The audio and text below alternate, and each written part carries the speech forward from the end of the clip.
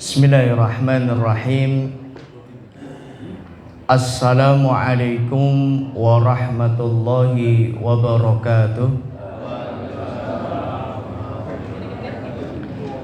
Alhamdulillah, alhamdulillahi rabbil alamin. Wassalatu wassalamu ala asyrafil anbiya'i wal mursalin, Nabiyyina wa sayyidina Muhammadin wa ala alihi wa ashabihi ajma'in. Allahumma anfa'na bima 'allamtana wa 'allimna ma yanfa'una wa zidna 'ilman. Allahumma inna nas'aluka 'ilman nafi'an wa rizqan thayyiban wa 'amalan mutaqabbala. Ibu-ibu, bapak-bapak, adik-adik, mas-mas, mbak-mbak, ikhwan wa akhwat fillah, seluruh jamaah kajian Kamis malam Jumat, yang mudah-mudahan kita semua senantiasa mendapatkan hidayah, rahmat dan taufik dari Allah Subhanahu wa ta'ala. Amin ya rabbal alamin. Alhamdulillah, kita bersyukur kepada Allah. Di malam hari ini kita dapat kembali dipertemukan Allah Subhanahu wa ta'ala di malam yang istimewa, yaitu malam 3 Muharram tahun 1445 Hijriah. Dan kita bersyukur kepada Allah Subhanahu wa ta'ala. Alhamdulillah, setelah sebulan yang lalu kita dipertemukan Allah dengan bulan Dzulhijjah, 2 bulan yang lalu kita dipertemukan Allah dengan bulan Dzulqa'dah, dan malam hari ini kita masih diberikan nikmat oleh Allah untuk bisa dipertemukan kembali dengan bulan haram. Jadi Dzulqa'dah, Dzulhijjah, Muharram. Dan ini adalah nikmat dari Allah Subhanahu wa ta'ala, kesempatan untuk kita semua, untuk kita bisa menjadi hamba Allah yang jauh lebih baik lagi. Kita bersyukur kepada Allah yang alhamdulillah di bulan Muharram ini Allah Subhanahu wa ta'ala masih memberikan kita semua nikmat sehatnya, sehingga dengan nikmat sehat ini kita dapat menggunakannya, amanah Allah ini, untuk kita memperbaiki ibadah dan amal soleh. Mudah-mudahan ibadah dan amal soleh yang telah kita lakukan menjadi pemberat timbangan mizan untuk kita kelak di hari kiamat. Amin ya rabbal alamin. Jamaah rahimani wa rahimakumullah, karena malam ini, hari ini kita sesuai dengan awal-awal bulan Muharram, maka insya Allah kajian kita pada malam hari ini kita akan banyak mengkaji tentang keistimewaan bulan Muharram. Jangan sampai kita hidup di bulan Muharram namun kita tidak tahu betapa istimewanya bulan Muharram ini, sehingga mereka yang faham dan mengetahui tentang keistimewaan bulan Muharram inilah mereka yang nantinya akan dapat memaksimalkan hari-harinya, waktunya untuk memperbanyak melakukan kebaikan-kebaikan. Jamaah rahimani wa rahimakumullah, sebagaimana biasa sebelum kita mulai, mari kita awali dan buka kajian kita pada malam hari ini dengan membaca basmalah. Bismillahirrahmanirrahim. Kita berdoa memohon kepada Allah, semoga apa yang kita kaji, apa yang kita pelajari pada malam hari ini menjadi ilmu yang manfaat, ilmu yang barokah untuk diri kita, untuk keluarga kita, dan untuk seluruh kaum muslimin. Amin ya rabbal alamin. Dan sebelum kita mulai, monggo yang depan diisi dulu. Aman, santai, saya nggak nyokot insya Allah. Monggo Pak Ikhwan dan yang lain, yang muda-muda, Mas Rauf bisa mengisi depan dulu. Ya, jamaah rahimani wa rahimakumullah. Saat ini kita berada di bulan apa Bapak Ibu? Bulan Muharram. Bulan Muharram yang sering disebut orang Jawa dengan bulan Syura. Jadi saya nggak tahu gimana ceritanya sampai Indonesia kok nyebutnya Suro, padahal nama aslinya Muharram ya. Padahal namanya Muharram. Wallahu a'lam, kalimat syura ini boleh jadi diambil dari bahasa Arab, yaitu tanggal 10 Muharram yang sering disebut dengan Asyura. Ya, jadi syura ini wallahu a'lam boleh jadi berawal atau disebut dari kalimat Asyura. Asyura itu adalah tanggal 10 Muharram. Jadi Asyura berasal dari kata asyarah. Asyaratun artinya 10. Nah, 10 Muharram disebut dengan hari Asyura. Ya, mungkin hanya tiba ning dalan mungkin kan sampai Jawa surone sing nyampe ini. Ya nggak tahu gitu. Jadi atau mungkin karena orang Indonesia ya, atau orang Jawa itu seneng nyingkat-nyingkat gitu. Ya. Abdul dipanggil Dul gitu kan. Muhammad dipanggil Mat. Nah, apalagi nama-nama yang bagus malah dipanggil singkat. Nah, boleh jadi karena mungkin kepanjangan menyebut Asyura ya, sehingga untuk mudah untuk diucapkan ya wis sura sura ane hilang sura Asyura. Nah, seperti itu. Jadi sura berasal dari kata Asyura, yaitu asyarah, yaitu tanggal 10 Muharram. Ya jamaah rahimani wa rahimakumullah. Dan bulan Muharram adalah bulan yang istimewa, bulan yang spesial, bahkan lebih istimewa daripada bulan-bulan haram yang lain. Jadi ada 12 bulan. Dari 12 bulan ini ada 4 bulan haram. Ada bulan Dzulqa'dah, Dzulhijjah, Muharram dan bulan Rajab, bulan Rajab. Nah, dari 4 bulan haram ini yang paling mulia, yang paling afdal, yang paling istimewa, yang paling besar keutamanya adalah bulan Muharram. Jadi bukan bulan Dzulqa'dah atau bulan Dzulhijjah padahal ada hajinya, ada Idul Adhanya, tapi justru yang paling afdal dari bulan-bulan ini adalah bulan Muharram. Sehingga apapun yang dilakukan di bulan Muharram ini akan menjadi nilai yang besar, memiliki keutamaan yang besar di sisi Allah Subhanahu wa taala. Ya, bukan malah ini menjadi bulan yang kadangkala orang sering mengidentikan dengan apa itu? Surah ini bulan sing sakral, sing angker ya. Bahkan saking angkernya nggak ada yang berani melangsungkan akad nikah gawe di bulan Surah ya.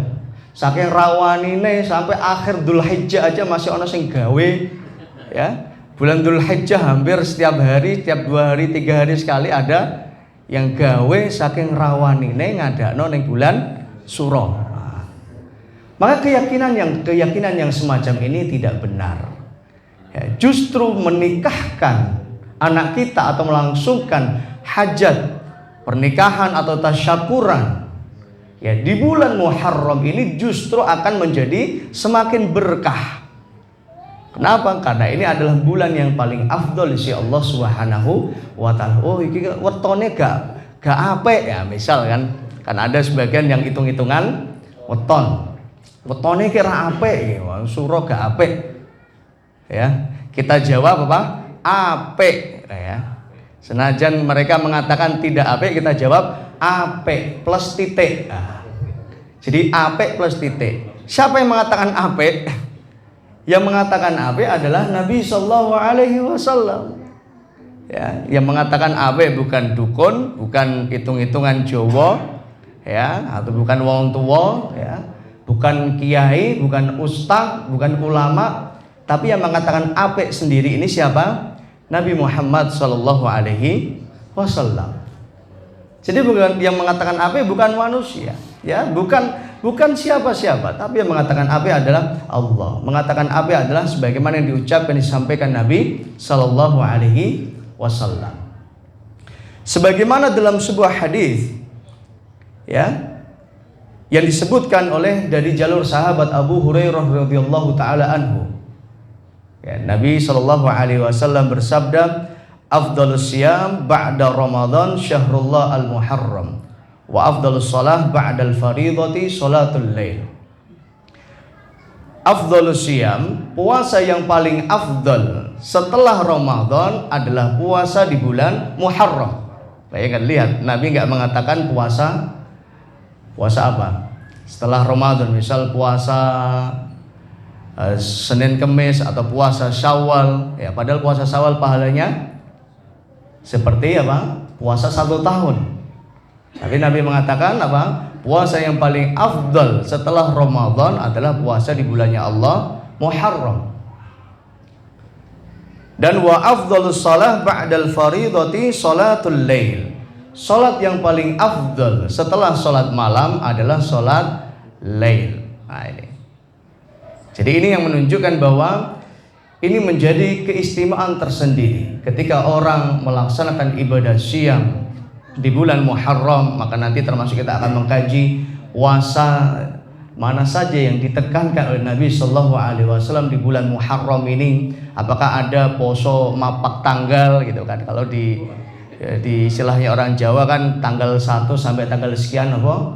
Poso, apakah yang seperti ini dituntunkan oleh Nabi, ya? Apakah kalau kita melaksanakan kita salah, apakah bertentangan? Nah, kemudian mana yang dianjurkan, disunnahkan Nabi Shallallahu Alaihi Wasallam? Apa saja yang diperintahkan? Insyaallah nanti akan kita kaji. Kemudian jamaah rahimani wa rahimakumullah. Kemudian dalam hadis yang lain dari sahabat Abu Dzar Al-Ghifari, radhiyallahu taala anhu, suatu saat beliau bertanya kepada Nabi, sa'altun Nabi sallallahu alaihi wasallam ayyul laili khairun wa ayyul ashhur afdal. Aku bertanya kepada Nabi sallallahu alaihi wasallam, ayyul lail khair, malam mana yang paling baik, wa ayyul ashhur afdal, bulan apa yang paling afdal. Jadi malam apa yang paling baik dan bulan apa yang paling afdal. Kemudian Nabi Shallallahu Alaihi Wasallam mengatakan, khairul laili jaufuhu, sebaik-baik waktu malam adalah di keheningannya atau di sepertiga malam terakhir. Jadi waktu yang terbaik di malam hari adalah di sepertiga malam terakhir. Kenapa di sepertiga malam terakhir? Karena Nabi Shallallahu Alaihi Wasallam di dalam hadis yang lain beliau mengatakan, yanzilu rabbuna ila sama'id dunya hina yabqa thuluthul lail akhir. Allah turun ke langit bumi ketika tersisa sepertiga malam terakhir. Nah, ini menunjukkan ini adalah waktu malam yang paling utama, waktu malam yang paling afdal. Kemudian Allah Subhanahu wa taala berfirman dalam hadis ini, man yad'uni fa astajib lah. Siapa yang berdoa kepadaku maka aku akan ijabah doanya. Man yas'aluni fa'utiya. Siapa yang meminta kepadaku maka aku akan beri apa yang dia minta. Man yas'aluni fa'aghfirullah. Man yastaghfiruni fa'aghfirullah. Siapa yang beristighfar kepadaku maka aku akan ampuni. Jadi ini 3 keistimewaan, 3 keutamaan yang Allah berikan bagi mereka yang munajat kepada Allah Subhanahu wa taala di sepertiga malam terakhir. Siapa yang berdoa, doanya akan dikabulkan Allah. Siapa yang meminta, apa yang diminta akan diberikan oleh Allah. Dan siapa yang beristighfar, memohon ampunan kepada Allah, maka ia akan diampuni Allah Subhanahu wa taala. Ini sepertiga malam terakhir. Maka waktu malam mana yang paling afdal? Yaitu di sepertiga malam terakhir. Kemudian wa ayyul ashhur afdal, bulan apa yang paling afdal ya Rasulullah? Maka Nabi sallallahu alaihi wasallam menjawab, syahrullah alladzi tad'unahu al-muharram. Jadi bulan yang paling afdal adalah syahrullah, bulannya Allah. Lihat, Nabi mengatakan ya, Ramadan bukan bulannya Allah, ya. Dzulqa'dah bukan bulannya Allah, tapi Nabi menyandingkan bulan Muharram ini dengan bulannya Allah. Segala apa yang disandingkan nama Allah, maka ini menjadikan itu menjadi sesuatu yang istimewa. Ketika Nabi Shallallahu Alaihi Wasallam menyebutkan syahrullah, bulannya Allah, berarti ini bulan yang istimewa. Apa bulannya Allah itu? Syahrullah alladzi tad'unahu bil muharram, kata Nabi.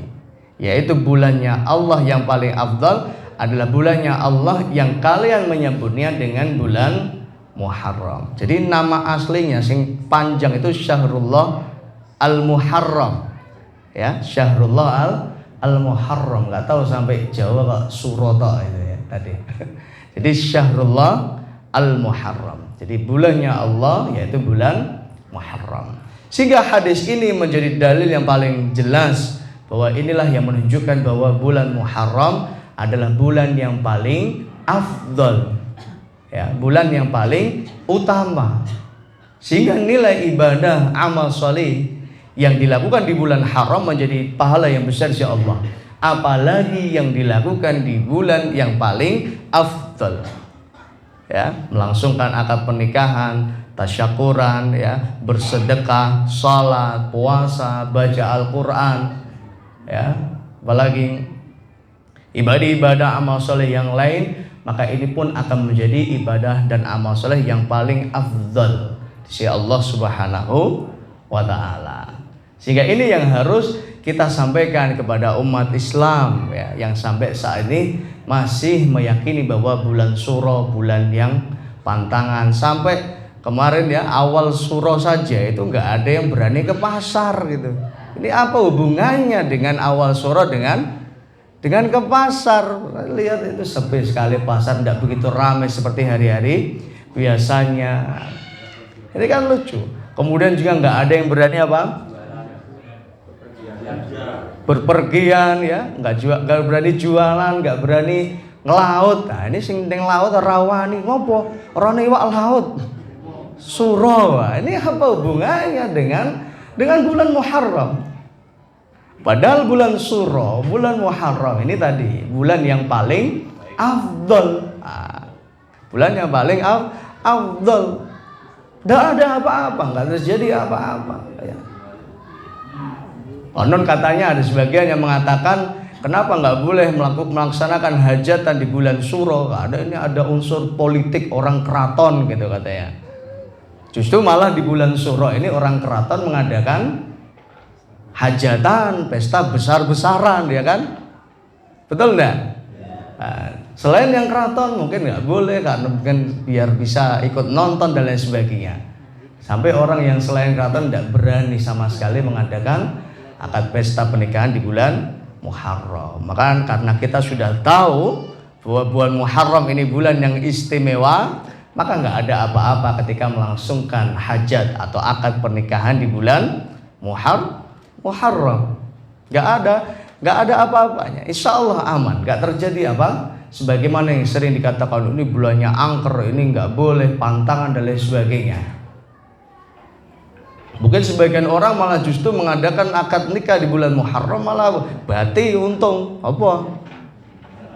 Hah? Rano saingane Pak ya. Semuanya kan nikahnya di bulan Dzulqa'dah. Paling apa? Sumbangane 50.000 ya kan. Coba kalau di bulan Muharram mungkin malah lebih gede, nggak ada saingannya. Itu kata sebagian orang. Maka nggak ada apa-apa di bulan Muharram. Siapa yang mengatakan? Nabi Sallallahu Alaihi Wasallam. Kalau ada yang mengatakan wetone ora apik, kita jawab apik titik. Siapa yang mengatakan? Nabi Muhammad Sallallahu Alaihi Wasallam. Ketika tadi beliau ditanya wa ayyul asyhur afdal, bulan apa yang paling afdal? Nabi jawab apa? Syahrullah Al-Muharram. Bulan yang paling afdal adalah bulannya Allah, yaitu bulan Muharram. Ya, jamaah rahimani wa rahimakumullah. Maka ini menjadi dalil bahwa bulan Muharram adalah bulan yang paling afdal, bahkan lebih afdal daripada bulan haram-haram yang lain. Tadi ya, lebih afdal dari bulan Dzulqa'dah, lebih afdal daripada bulan Dzulhijjah, lebih afdal daripada bulan Rajab. Jadi ada 4 bulan haram. Saya ulangi lagi, bulan Dzulqa'dah, bulan Dzulhijjah, bulan Muharram, dan bulan Rajab. Nah, dari 4 bulan haram ini yang paling afdal adalah bulan Muharram. Sebagaimana juga yang dinukil oleh Al-Hafidh Ibnu Rajab Al-Hambali dalam kitab beliau Lataiful Ma'arif. Beliau mengatakan, waqad ikhtalafal ulama fil ashhuril haram afdal. Sebagian para ulama berselisih mana bulan haram yang paling afdal. Maka qala Al-Hasan, yaitu Hasan Al-Basri dan lainnya mengatakan afdaluha syahrullah al-Muharram. Yang paling afdal adalah bulannya Allah, yaitu bulan Muharram. Sehingga dengan dalil-dalil yang sudah kita kaji ini, ya harusnya menambah keyakinan kita bahwa bulan Muharram ini adalah bulan yang istimewa, bulan yang haram, bulan yang mulia, bulan yang utama ketika kita melakukan ibadah dan amal saleh, bulan yang utama ketika kita melangsungkan hajat pernikahan, bulan yang utama ketika kita melangsungkan tasyakuran, bulan yang utama ketika kita memperbanyak sedekah. Sehingga ketika kita mampu memperbanyak sedekah, memperbanyak baca Al-Quran, memperbanyak sholat di bulan Ramadan kemarin, maka coba ya kita targetkan lagi ya, kita harus lebih banyak melakukan kebaikan-kebaikan sebagaimana kebaikan ini kita pernah lakukan di bulan Ramadan.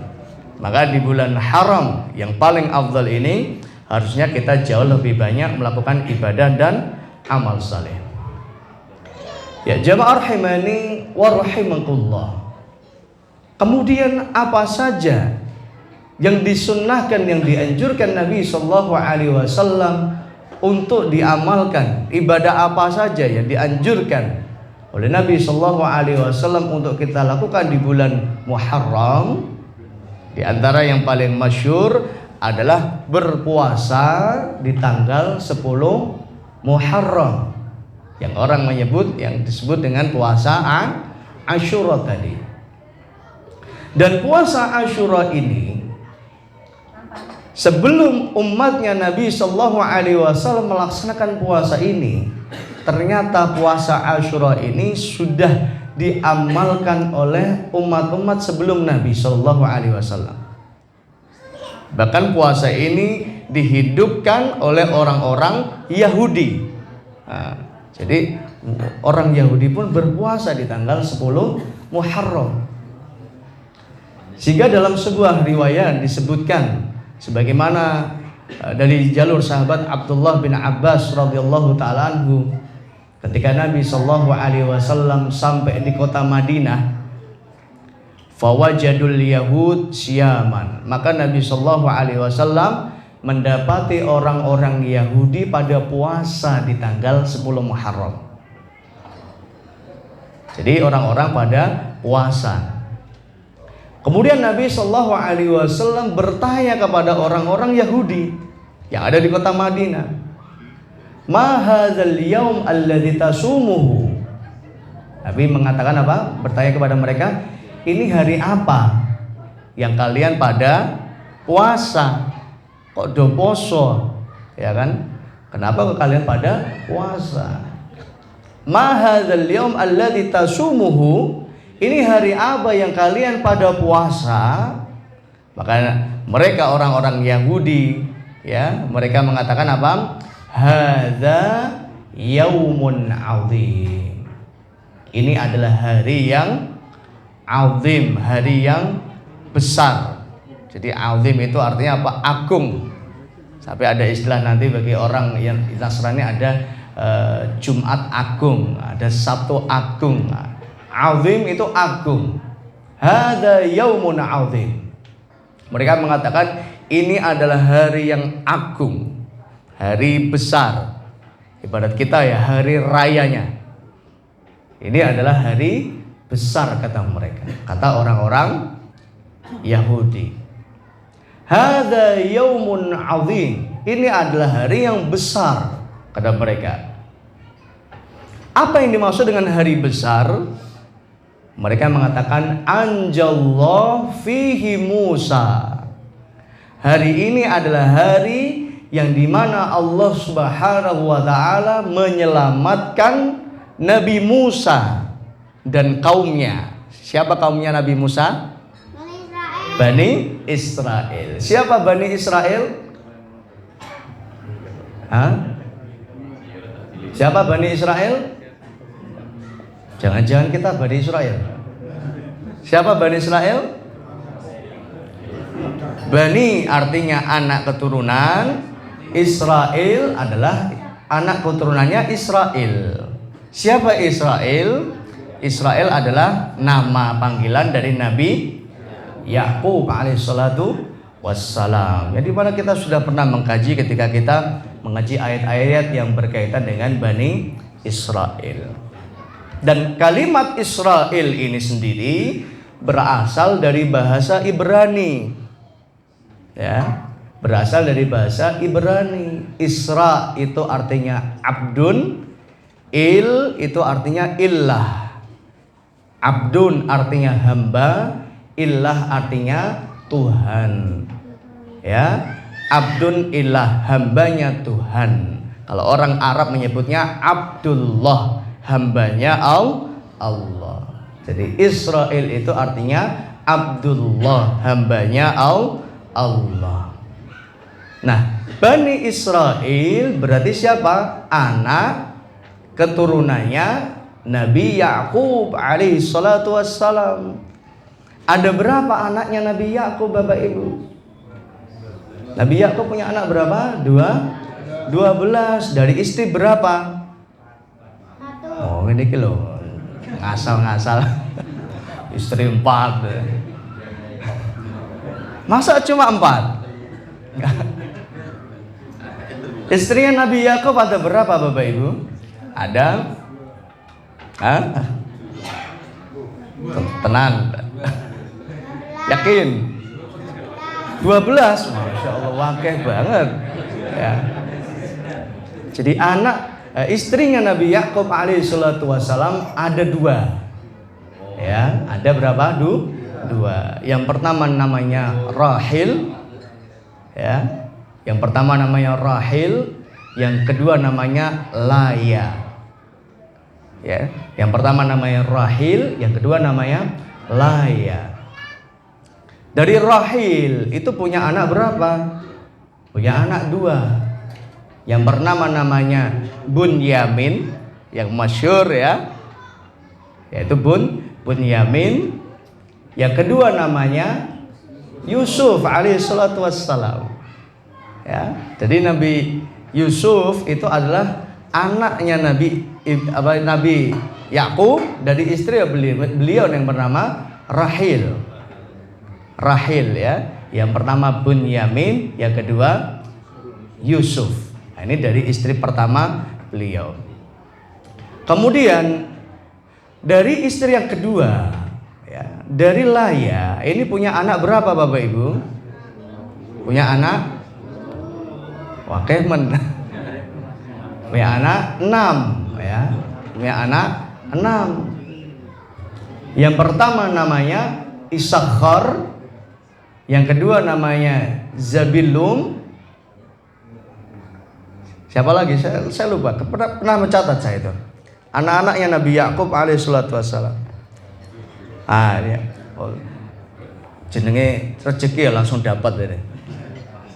Jadi dari anak beliau dari istri beliau yang bernama Laya, beliau punya anak 6, betul 6. Yang pertama Rubil, dicatat ya.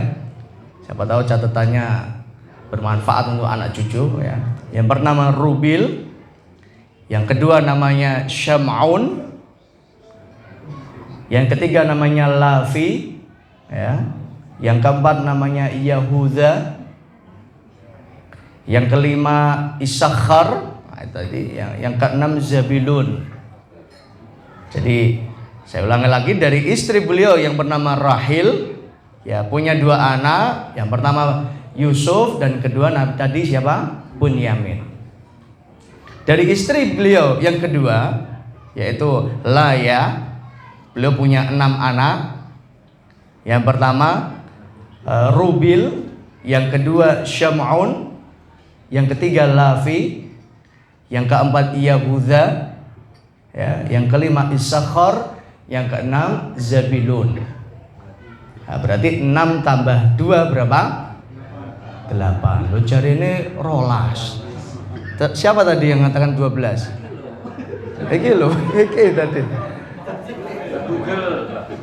12 atau 6? 12. Nah, dari setiap istrinya Nabi Yakub nanti punya budak. Nah, dalam Islam ya, jadi dalam hukum kita, budak itu sebelum perbudakan dihapuskan ya, budak itu boleh digauli, ya, boleh berjima, ya, berhubungan biologis dengan budak. Dan ketika budak itu punya anak, maka berstatus sebagai anaknya. Nah, dan masing-masing dari istrinya Nabi Yakub itu punya budak. Budaknya, ya, punya budak. Dari istri beliau yang bernama Rahil, ya, punya budak. Dan budak itu punya 2 anak. Ya, yang pertama anaknya namanya Dar, yang kedua namanya Naftali. Jadi Dar dan Naftali dari budaknya Rahil. Kemudian dari budaknya Laya juga punya 2 anak. Yang pertama namanya Jad, yang kedua namanya Ashir. Ya, sehingga tadi 8 tambah 4 menjadi berapa? 12. Sing bener apa? Ya kan? Berapa? 12. Jadi ketika disebut Bani Israel adalah anak cucu, anak keturunannya Nabi Yakub alaihi salatu wassalam. Dan ini diantara keistimewaan yang Allah berikan kepada Bani Israel, ya.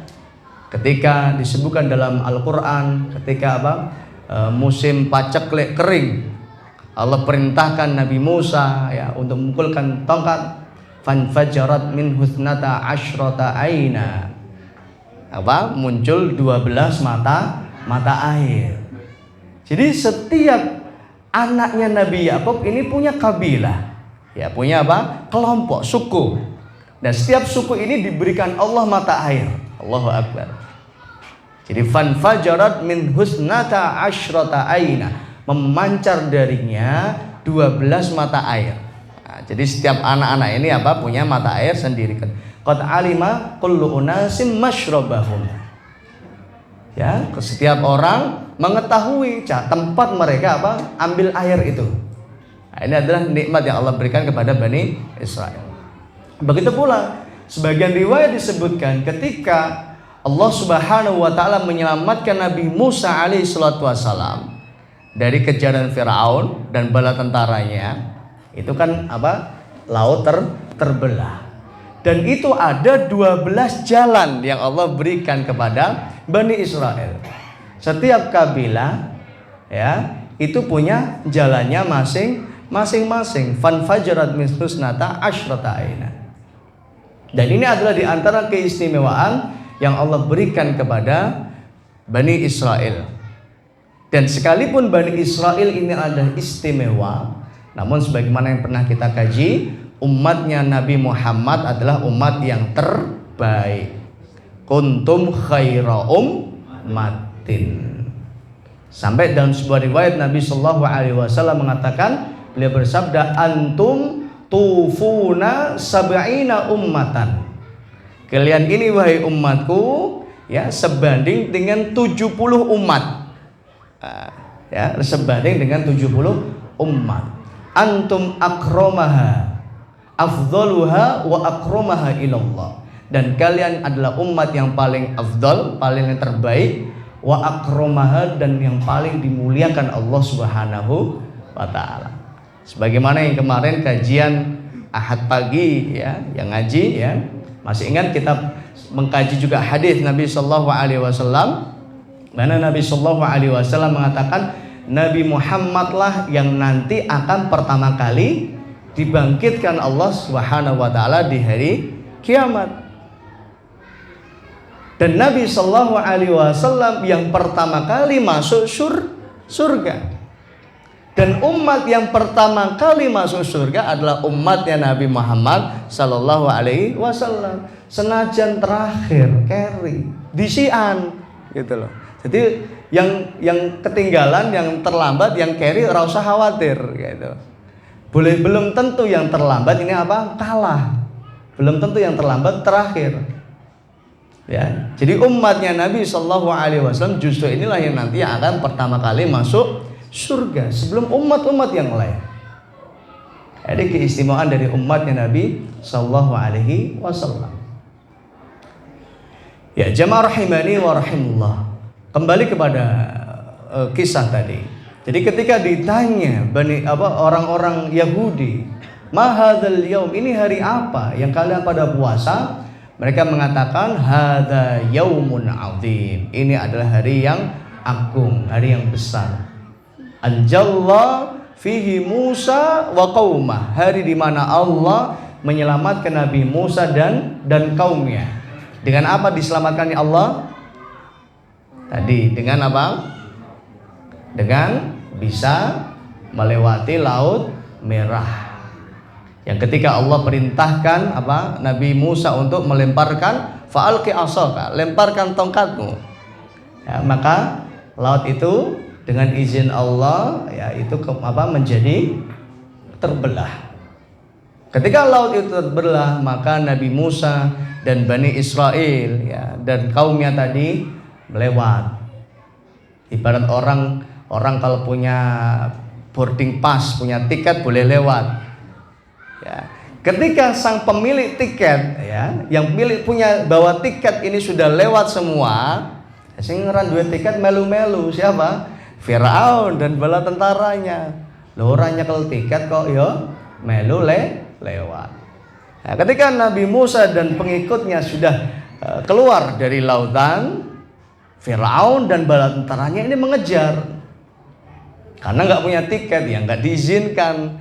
Maka ketika Firaun dan bala tentaranya berada di tengah lautan, maka Allah kembali tutup lautan. Dan semuanya tidak ada yang hidup, tidak ada yang tersisa. Jadi semuanya mati. Dan satu-satunya jenazah yang diselamatkan Allah Subhanahu wa taala adalah jasadnya Firaun. Bayangkan, orang yang paling jahat malah justru jasadnya diselamatkan Allah. Oh berarti Fir'aun ini wong apa? Wong kondang ini ya? Enggak. Dalam Al-Quran disebutkan ya untuk pelajaran umat manusia. Jadi diselamatkannya jasad Fir'aun ini untuk pelajaran untuk umat-umat selanjutnya. Untuk kita umatnya Nabi Sallallahu Alaihi Wasallam. Nak jadi pemimpin ojo koyo Fir'aun. Gitu loh. Ketika kalian diberikan Allah kekuasaan, diberikan jabatan, menjadi seorang pemimpin, jangan seperti Firaun, jangan sombong, ya jangan berbuat zalim, karena itulah yang dilakukan Firaun. Dan dibalik kezaliman, kesombongan itu pasti ada kebinasaan. Ya ini pelajaran untuk umatnya Nabi Sallallahu Alaihi Wasallam. Dan jenazahnya Fir'aun atau jasadnya Fir'aun diselamatkan Allah Subhanahu wa taala. Dan sampai hari ini masih ada Bapak Ibu. Di mana? Di Mesir. Nah, ketika panjenengan misal berkunjung atau ziarah ke Mesir, maka ya sekali-kali berkunjunglah ke melihat jenazahnya Fir'aun. Ya. Lihat jenazahnya Fir'aun supaya kita melihat beginilah hukuman yang Allah berikan kepada Fir'aun. Nah, seperti itu. Tapi kalau nggak mau jauh-jauh ke Mesir, sekarang di internet ya oke lah. Ya, cari di Google ini mumi atau jasadnya Firaun, insya Allah langsung muncul. Atau di YouTube kalau pengen lihat videonya, ya sudah diwakili teman-teman kita yang sudah berkunjung ke sana. Saya tak mau lihat di video aja di YouTube, itu enggak apa-apa ya. Saya pengen murah. Maka bisa dilihat di YouTube nanti mumi atau jenazahnya Firaun. Nah, itu diantara tanda-tanda kuasa Allah Subhanahu wa taala. Sangat mudah sebenarnya Allah untuk menghancurkan jasadnya Firaun. Sebagaimana jasad-jasad bala tentaranya dihancurkan oleh Allah. Tapi kenapa Allah selamatkan tadi jasadnya Firaun? Untuk pelajaran umatnya Nabi Muhammad sallallahu alaihi wasallam. Seperti itu. Maka kata orang-orang Yahudi, anjallahu fihi Musa wa qauma. Hari ini adalah hari di mana Allah menyelamatkan Musa dan kaumnya. Wa gharraqa fir'auna wa qauma, dan Allah tenggelamkan Fir'aun dan kaumnya. Lihat kalimat yang menarik setelahnya. Kemudian orang-orang Yahudi mengatakan fasomahu Musa syukron. Fasomahu Musa syukron. Dan Nabi Musa, Musa alaihi salatu wassalam berpuasa hari itu. Jadi semenjak peristiwa itu Nabi Musa berpuasa. Puasa apa? Syukron. Sebagai wujud syukurnya kepada Allah Subhanahu wa ta'ala, karena telah diselamatkan dari Firaun. Jadi salah satu ungkapan syukur kita kepada Allah Subhanahu wa ta'ala adalah dengan kita berpuasa, dengan kita sholat. Ya, ketika Nabi ditanya oleh Aisyah, kenapa engkau tetap sholat ya Rasulullah? Bukankah telah dijamin bagimu surga? Ya kan, dalam sebuah riwayat yang ketika nampak terlihat di kaki beliau bengkak, saking banyaknya sholat yang beliau lakukan. Apa jawaban Nabi? Afala akunu abdan syakura. Tidakkah boleh aku menjadi hamba Allah yang bersyukur? Nah, ini Masya Allah. Maka kalau kita ingin melihat bagaimana syukurnya kita kepada Allah, lihatlah dengan bagaimana sholat kita. Ya, kalau kita selalu menjaga sholat kita, tidak usah yang sunnah dulu lah, yang wajib dulu coba diperhatikan. Ya, yang wajib. Ya, ini adalah salah satu wujud syukur kita kepada Allah Subhanahu wa ta'ala. Kalau di bulan Ramadan kita bisa menjaga 5 waktu di masjid, kenapa kok selain Ramadan tidak bisa? Kalau Ramadan kemarin, termasuk Masjid Al-Islam lagi subuhnya rame kan, banyak. Kenapa setelah Ramadan kok malah balik sepi lagi? Ya kan? Nah, seperti itu. Kalau sholat maghrib, sholat Aisyah selalu ramai, kenapa sekarang menjadi sepi? Maka salah satu wujud syukur kita kepada Allah adalah menjaga sholat kita. Syukur kita kepada Allah adalah dengan kita zakat kalau orang kaya, ya, atau bersedekah, atau kurban.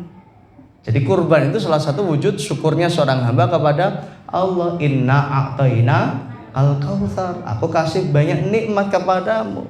Apa perintahnya Allah? Fasholli, salatlah li rabbika, untuk Rabbmu, wanhar, dan berkorban, sembelihlah binatang kurban. Maka Nabi Musa setelah diselamatkan Allah dari kejaran Firaun, maka Nabi Musa kata orang-orang Yahudi, fasomahu Musa syukron. Maka Nabi Musa berpuasa syukron, sebagai syukurnya kepada Allah Subhanahu wa ta'ala. Fanahnu nasumuhu, kata orang Yahudi, maka kami juga ikut berpuasa. Lihat bagaimana orang Yahudi mengikuti nabinya, mengikuti Nabi Musa alaihissalatu wassalam. Begitu pula kita sebagai umatnya Nabi sallallahu alaihi wasallam, kita pun harus mengikuti, meneladani, menghidupkan sunnah-sunnahnya Nabi Muhammad sallallahu alaihi wasallam. Itulah umatnya Nabi Muhammad. Jadi kalau mengaku sebagai umatnya Nabi Muhammad, harusnya kita pun menjadikan Nabi Muhammad sebagai teladan hidup kita. Kita mengikuti Nabi Muhammad sallallahu alaihi wasallam. Nah itu. Fanahnu nasumu, maka karena Musa puasa, kita juga puasa, kata orang Yahudi. Maka Nabi sallallahu alaihi wasallam mengatakan, fanahnu ahaqqu wa aula bi Musa minkum. Maka kami lebih berhak, ya, lebih pantas dan lebih utama untuk menghidupkan sunnahnya Nabi Musa daripada kalian. Sehingga mulai saat itu Nabi Shallallahu Alaihi Wasallam memerintahkan kepada para sahabatnya untuk berpuasa di tanggal 10 Muharram. Dan itulah puasa yang pertama kali diwajibkan kepada umat Islam. Jadi sebelum puasa Ramadan, puasa yang pertama kali diwajibkan adalah puasa tanggal 10 Muharram. Dalam sebuah riwayat disebutkan Ya, setelah Nabi Shallallahu Alaihi Wasallam mendengarkan penjelasan dari orang-orang Yahudi, maka Nabi Shallallahu Alaihi Wasallam memerintahkan para sahabat untuk berpuasa. Faman akil falyutimma baqiyata yaumihi. Siapa yang sudah makan, ya, misal sampai jam 8 pagi atau jam siang tadi sudah makan, falyutim baqiyata yaumihi. Hendaklah dia apa? Menyempurnakan untuk berpuasa di sisa harinya. Faman lam akil falyasum. Siapa yang belum makan dari kawit esok ngasih saiki durung maem, maka hendaklah dia berpuasa.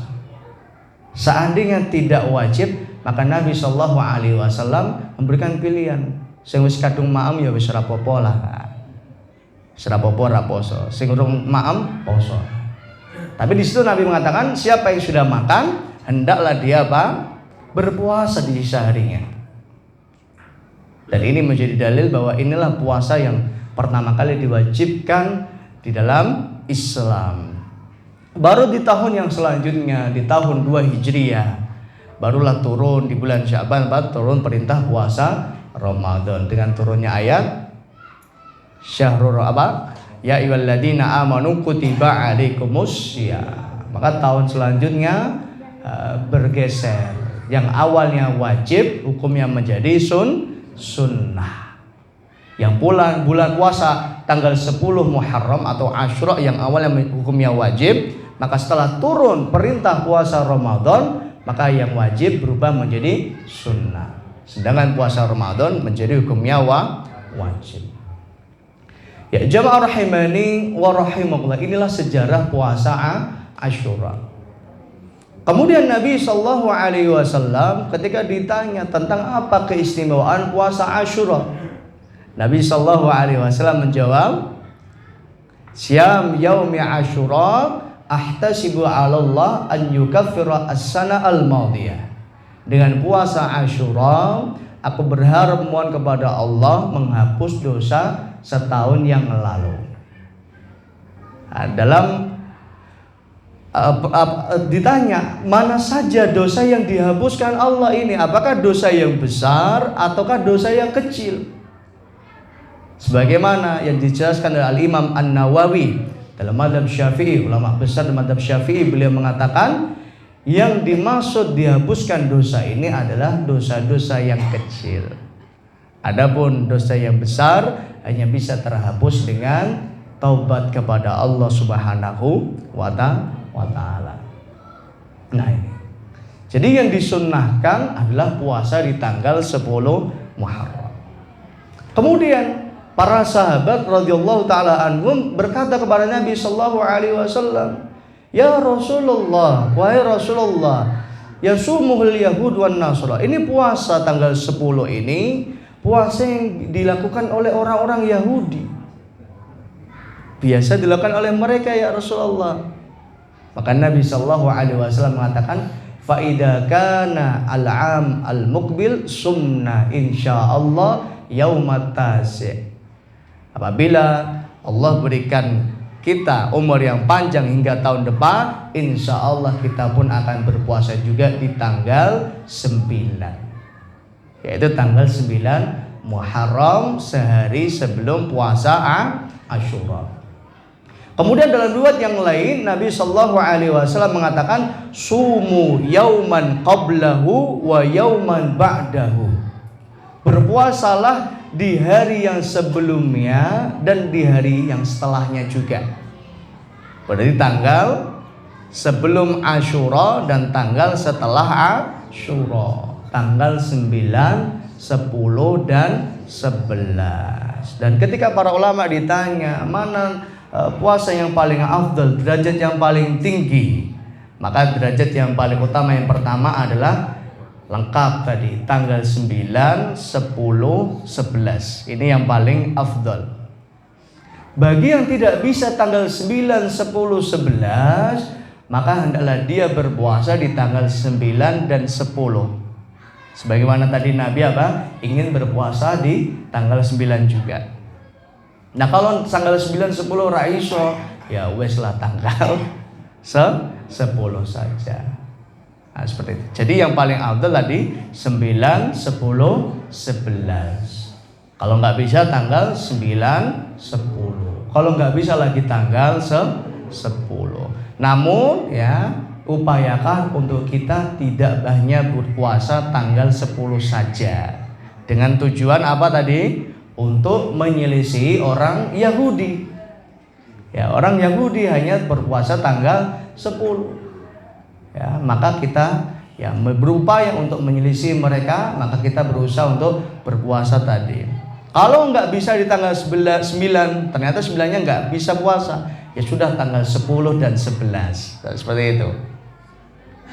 Nah, seperti itu ya. Jadi diupayakan untuk tanggal 9, 10 dan 11 kita menghidupkan puasa di bulan Muharram. Kemudian pertanyaan selanjutnya, bagaimana dengan berpuasa yang sebagaimana dilakukan oleh sebagian kaum muslimin? Ada istilah tadi puasa awal Muharram atau mapak tahun atau mapak tanggal. Wallahu a'lam, hal ini ya kita tidak menemui dari apa yang dilakukan Nabi Shallallahu Alaihi Wasallam. Seandainya Nabi memerintahkan, maka kita pun memerintahkan. Jadi sehingga tidak ada puasa khusus untuk menyambut bulan Muharram. Tapi kalau mau puasa sunnah boleh. Sebagaimana tadi Nabi mengatakan wa afdhalus syiyam ba'da Ramadan syahrullah al-Muharram. Puasa yang paling afdal setelah Ramadan adalah puasa di bulannya Allah Muharram. Ya. Jadi kalau yang mau berpuasa tidak untuk diniatkan puasa khusus tertentu. Nah, misal mapat tanggal ya, awal Muharram. Nah, ini karena ini tidak ada dalil contohnya. Tapi kita boleh berpuasa juga, tapi dengan niat tadi berpuasa mutlak. Ya, tidak ada niat khusus yang mengkhususkan awal Muharram tadi. Karena kalau kita mengkhususkan sesuatu, maka kita harus melihat bagaimana apa yang dilakukan Nabi Shallallahu Alaihi Wasallam. Sehingga hukumnya sunnah mutlak. Jadi puasa bebas, tidak dikhususkan saja di awal bulan.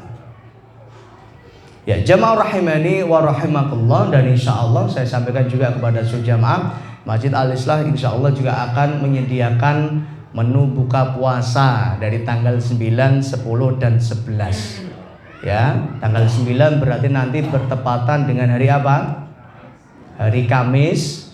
Ya, tanggal 10 bertepatan dengan hari Jumat, dan tanggal 11 bertepatan dengan hari Sabtu. Jadi Kamis, Jumat dan Sabtu nanti kita adakan kajian sore dan buka puasa bareng. Dan khusus hari Kamis karena sorenya sudah kajian dan buka puasa, nanti malamnya untuk kajian Kamis malam Jumat dimajukan di sore hari. Oh, diliburkan.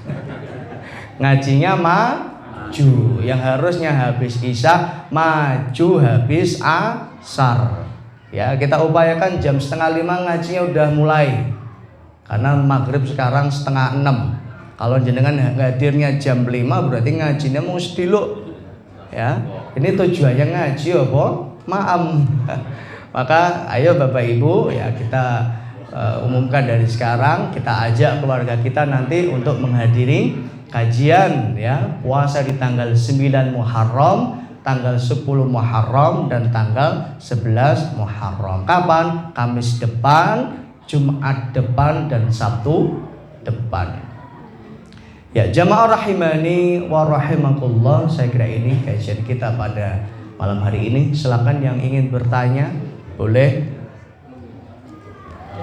Monggo, nggih.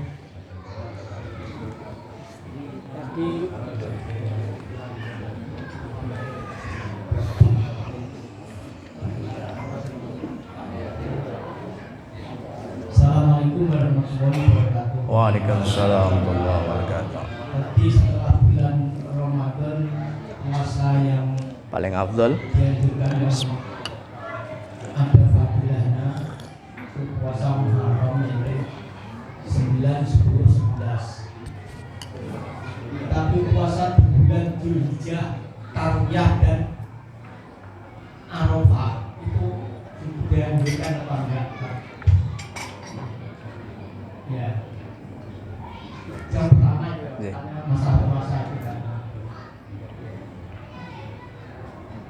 bagaimana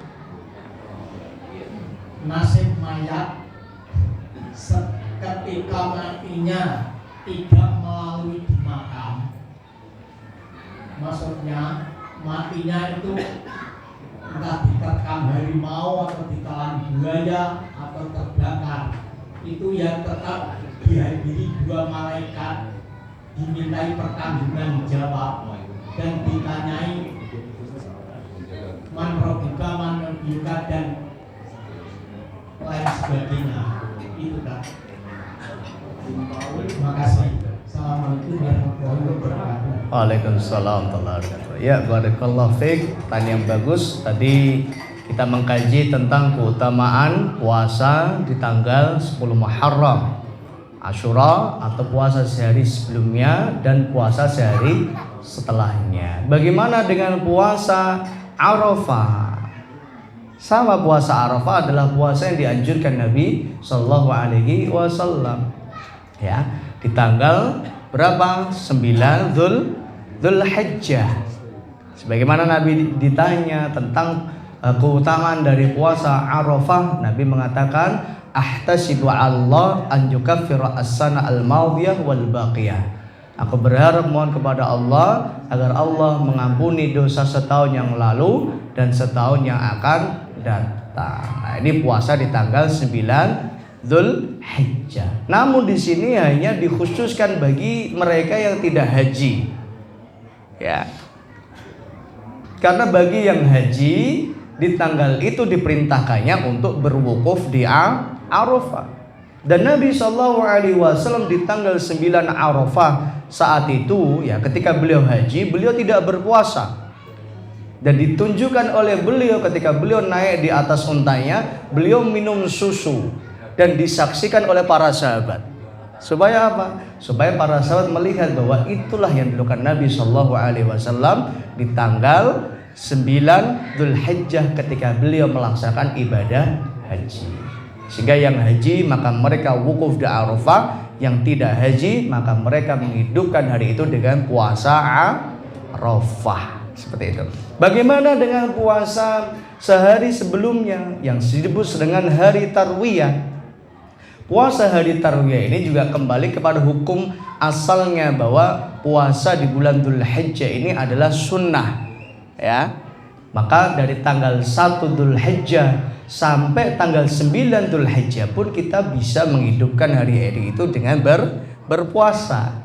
Begitu pula di tanggal 8 di hari Tarwiyah kita juga boleh melaksanakan ibadah siam di hari Tarwiyah. Namun lebih ditekankan lagi bagi mereka yang tidak melaksanakan ibadah haji.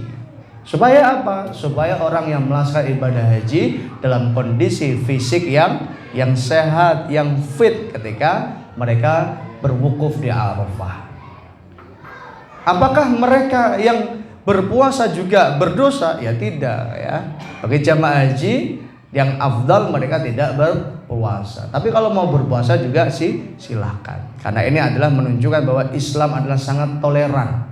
Ya, dalam kaitannya ketika Allah perintahkan wukuf, maka Allah tidak wajibkan puasa.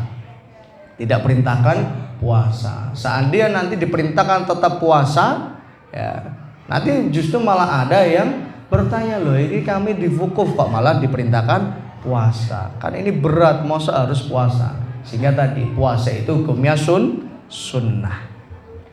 Ya, jamaah rahimani wa rahimakumullah. Pertanyaan yang kedua, bagaimana dengan kondisi alam kubur bagi mereka yang meninggalnya tidak dikubur, ya, seperti diterkam dimakan hewan, ya, atau dimakan ikan, atau misal badannya hancur dan lain sebagainya. Wallahu a'lam, saya belum pernah diterkam hewan, dimakan ikan, jasadnya hancur. Wallahu a'lam. Yang saya tahu hanya kondisi orang setelah kematian, ya, ketika di alam kubur, maka mereka akan ditanya, didatangi malaikat tadi.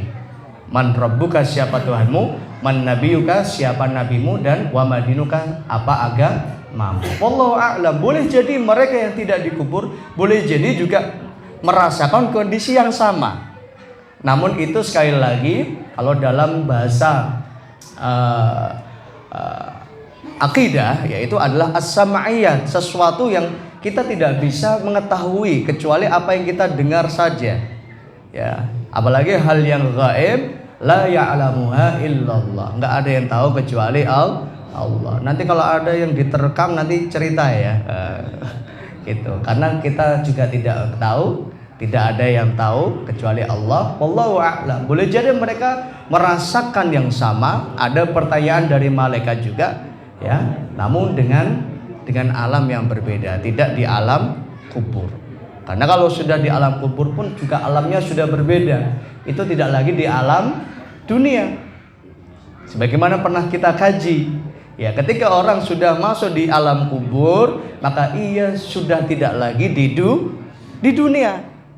Karena alam kubur itu adalah pintu atau tempat persinggahan pertama kali di kehidupan akhirat.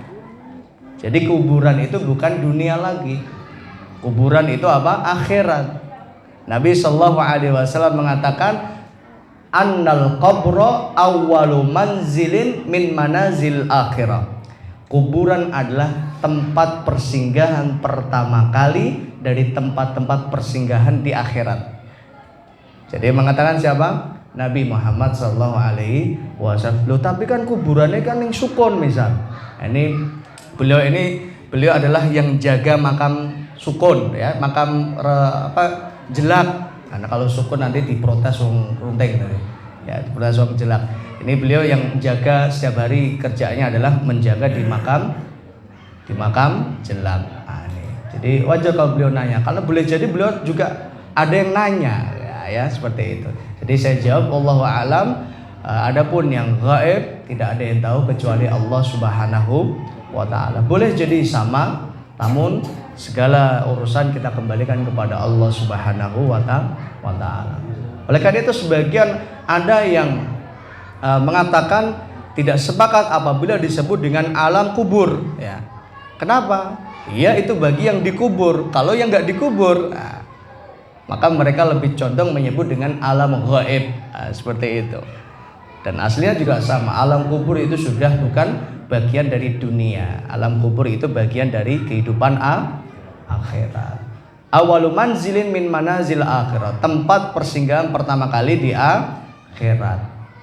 Jadi Nabi mengatakan itu tempat pertama kali di akhirat. Fa in naja fama ba'dahu aisara minhu. Siapa yang lulus di tempat pertama ini, maka tempat-tempat yang selanjutnya akan jauh lebih mudah. Ya, sebagaimana yang kita pasang depan Al-Islam, itu ada tempat-tempat yang akan kita singgahi nanti di kehidupan akhirat setelah dunia ini.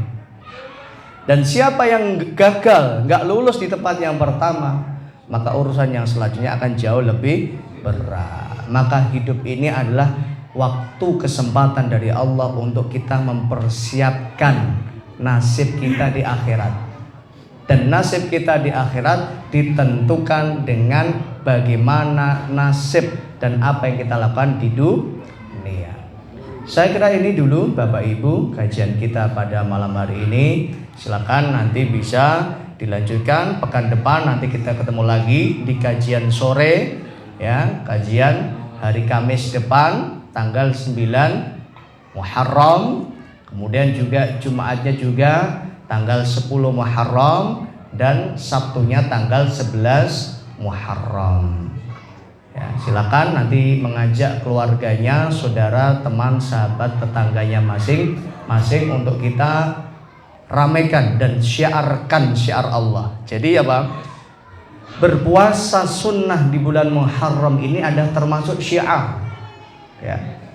Ketika banyak saudara-saudara kita yang tidak lagi menghidupkan puasa-puasa sunnah ini, maka ayo kita mulai mengenalkan kepada anak-anak kita, keluarga kita, untuk menghidupkan kembali syiar berpuasa di bulan Muharram.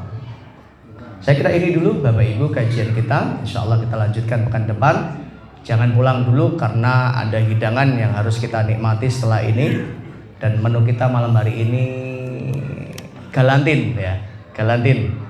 Silakan bisa dinikmati dan itu dimasak sendiri oleh ibu-ibu dapur Al-Islah. Kita ucapkan jazakumullah khairan katsira. Semoga Allah berikan pahala yang besar. Dan kami mohon juga setelah kajian untuk tetap menjaga kebersihan, kerapian, ya, keindahan masjid, sehingga minta tolong nanti setelah makan nanti piringnya ditumpuk, dikumpulkan, dipojokkan, ya, seperti itu.